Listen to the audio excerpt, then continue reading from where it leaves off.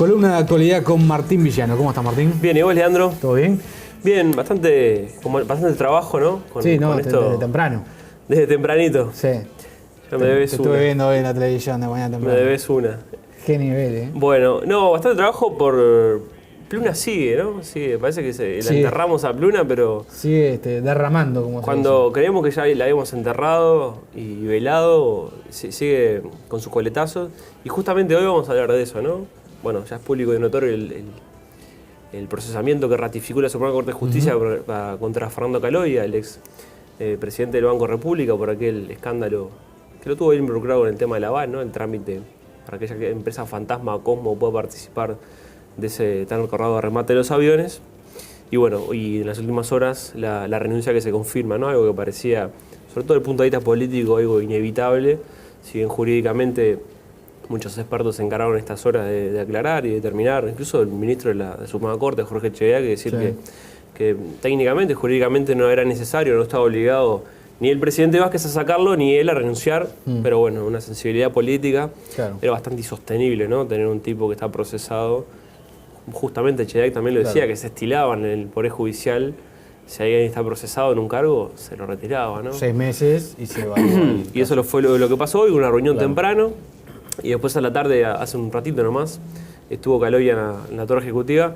Según nos aclaraban ahora hace un ratito, técnica no se llegó a juntar con Vázquez, sino que fue a hablar con Toma, otros asuntos administrativos. Fue muy breve la reunión. Pero confirmó. Se fue por atrás. Sí, no habló Caloia, se fue por atrás de la Torre Ejecutiva por el estacionamiento y evadió de los periodistas, pero en el observador ya está, en la web ya está la imagen del hombre entrando. Sí, tú decías la sensibilidad política hacía que no podía mantenerse mucho en el cargo, ¿no? Ahí está la foto de María Inés Iriart, de Caloia entrando muy abrigado ahí a la Torre Ejecutiva. Sí, porque a Mujica se lo criticaba por poner lo político por encima de lo jurídico. Y a veces poner lo jurídico por encima de lo político también es un error. Es decir, más allá de que no haya un impedimento jurídico para que él se mantenga en el cargo, a ver si los hechos políticos pesan también, ¿no? Sí. Y no tiene sentido mantener a una persona en estas circunstancias, sobre todo porque la oposición no le había votado la venia y ahora lo iba a atacar, ¿no? Y un ataque de esas características le pega a todo el gobierno. Sí. Igual anoche la oposición pedía una cosa que a mí me generaba un poco de contradicción, ¿no? Porque vos escuchabas, sobre todo a los blancos, ¿no? Pedir que renuncie Caloia, cosa que terminó haciendo y era bastante sensato que lo haga, pero no hay que ir mucho atrás en el tiempo para ver un jerarca del Partido Nacional, Walter Zimmer, el intendente de Colonia, que fue procesado por el mismo delito y con prisión, fue a una cárcel de Colonia, estuvo unos cuantos días y no renunció al cargo. No renunció y cuando salió pidió licencia y entró de nuevo a la intendencia. Entonces también hay que poner todo arriba de la balanza, lo jurídico y lo político, y está bien, es el ejercicio de la oposición, tiene argumentos y es sensato que lo haga, que lo pida, pero también hay que ver toda la globalidad. Además, tampoco significa esto que Caloia sea responsable del delito, digamos. Lo que se está llevando adelante lo que se retoma es el proceso. Claro, se retoma el proceso. Igual lo que charlamos con el equipo, la gente que sigue temas judiciales y demás, de alguna forma también lo de ayer es difícil de entenderlo si no estás en la jerga, ¿no? Pero para pasarlo bastante claro, ¿no? Acá hubo un fiscal que investigó y una jueza que dictaminó y que aceptó el pedido de procesamiento sin prisión de Caloia. Después, una apelación de Caloia, después se desestimó por una chicana menor. El proceso siguió y un tribunal de apelaciones, cuando Caloia apeló, le dio la razón a Caloia. Entonces se desactivó ese procesamiento. Él pasó a estar limpio dentro de en ese momento del proceso, que el proceso judicial en Uruguay sigue, ¿no? Es bastante largo. Lo que pasó ayer es que la Suprema Corte de Justicia, después de una contraapelación, digamos, del fiscal, el fiscal el primero, que era Juan Gómez, el Tribunal de Apelaciones le dijo que no, Juan Gómez insistió, le cantó retruco, digamos, y fue a la Suprema Corte de Justicia, digamos, el máximo órgano del Poder Judicial en Uruguay, que iba a fallar de forma inapelable y definitiva. Previo, además, una vista del fiscal de corte, como se hace siempre, que no es vinculante, pero es un elemento a tener en cuenta. Entonces, lo de ayer, de alguna forma, blinda la decisión o la opinión de Juan Gómez y Adriana Los Santos, el fiscal y jueza. Entonces, ahora tenemos, en el panorama del sistema judicial, fiscal, juez, el fiscal de corte, que si no vinculante también estuvo de acuerdo con procesar a Caloia, y la mayoría de la Suprema Corte de Justicia. Entonces, está bien lo que vos decís, y es cierto, esto sigue, el tipo todavía es inocente para la justicia. Pero habrá que esperar la condena. Hay opiniones muy pesadas. Pero ahora la Suprema Corte de Justicia, antes de expedirse, analiza todos los elementos, obviamente, ¿no? Sí. Digamos, y los ministros de la Suprema Corte son los que llegan al grado más alto de la carrera judicial. Son personas de mucha experiencia que tienen la posibilidad en ese organismo de ponerle, digamos, que la decisión final a esa apelación, ¿no? Sí, está bien. Entonces lo que probamos para hoy, para esta intervención de los martes, justo nos cayó con este tema, es ver un poquito a Caloia y los daños colaterales de caída de Pluna. Hay muchísimo para hablar, pero hoy quería encargarlo por este lado, justamente que tenemos la novedad de Caloia. Entonces yo lo separé en varias partes. La primera que quería decir era que hubo un apunte que me pareció que estaba muy jugoso, era que Caloia estaba confiado. ¿Esto qué quiere decir?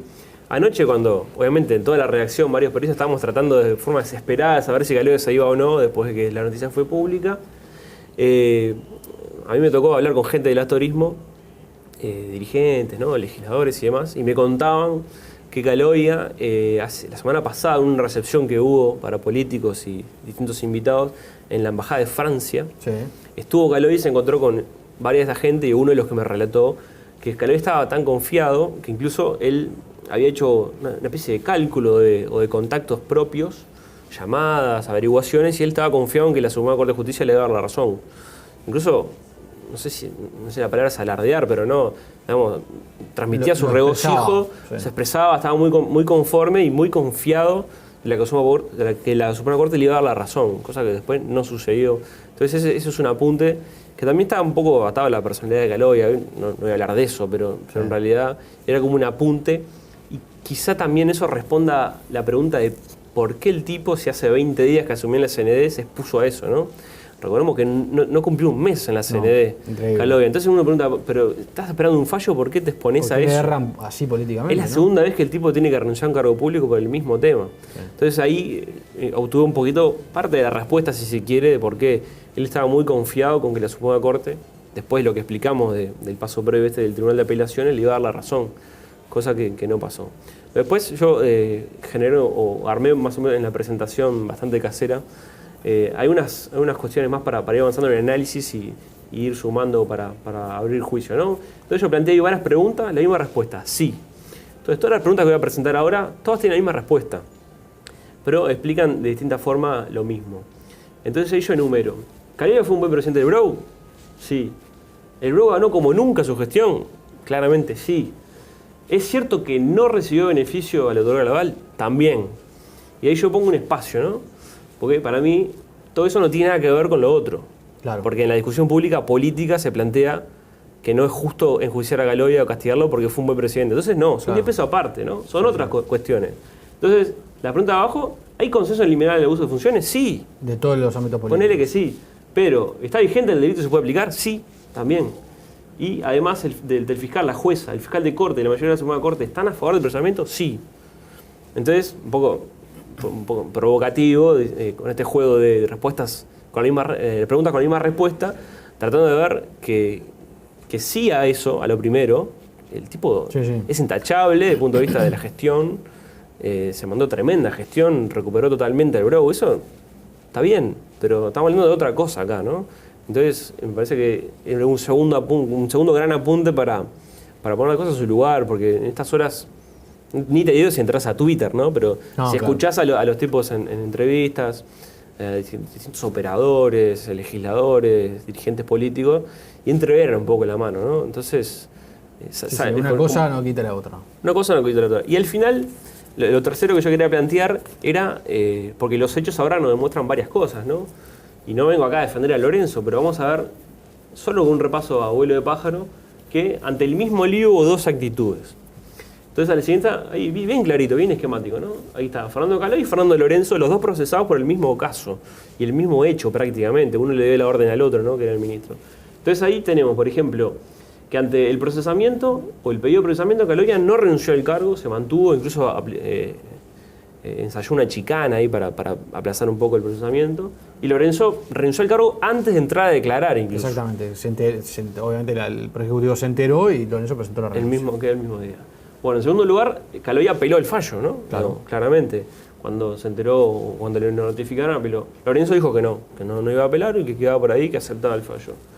Y Caloya, al final, el del tercer punto, aceptó un cargo en el gobierno, como decíamos, ¿no? La CND. Claro. Si bien a esa altura el Tribunal de Operaciones le había dado la razón, bueno, de alguna forma aceptó un cargo de gobierno y siguió adelante. Y Lorenzo, si bien fue candidato a diputado, renunció a su banca de diputados. Entonces apartó de la política. Entonces, también es largo y extenso y cansador este tema de Pluna, pero los hechos nos van demostrando cosas.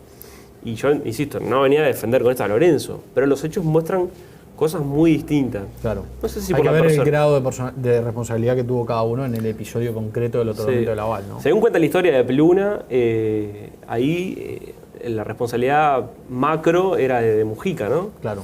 Él estaba, y él lo dijo, que estaba al tanto de todo, que era responsable de lo macro justamente, estaba al tanto de las conversaciones, más, pero no estaba en la cocina.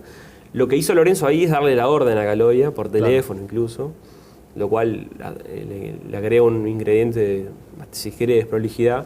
Y lo que hizo efectivamente Caloya es bueno, lo que dice la justicia, no lo voy a decir yo, Cumplió la orden. pero hacerlo de forma irregular al menos, Claro. o no Salteándose atado, los procedimientos, salteándose los sí. procedimientos, exactamente. Sí. Eso es lo que determina la justicia. Entonces, eran unos apuntes para ver cómo Caloya y estos coletazos o consecuencias del tema Pluna, que sigue increíblemente, ¿no? El 5 de julio se cumplieron 3 años del cierre de Pluna, que fue el 5 de julio del 2012, me acuerdo que fue un jueves de tardecita, y sigue.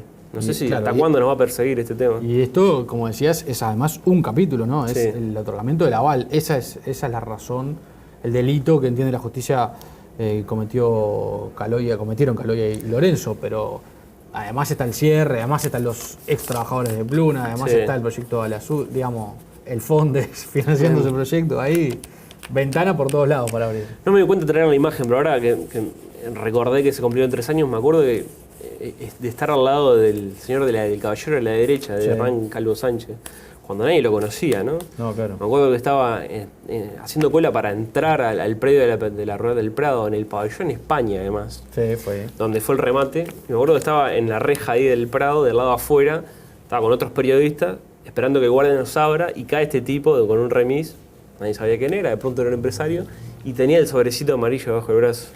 ¿Quién diría? Era el aval.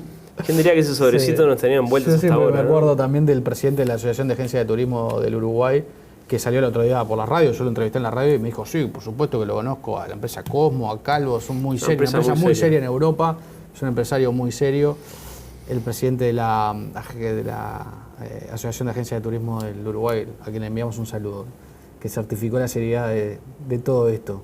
Hay que preguntarle en qué sentido lo decía, pero bueno. Sí, capaz que era irónico, no nos dimos cuenta. Está bien. Gracias, Martín. Por favor.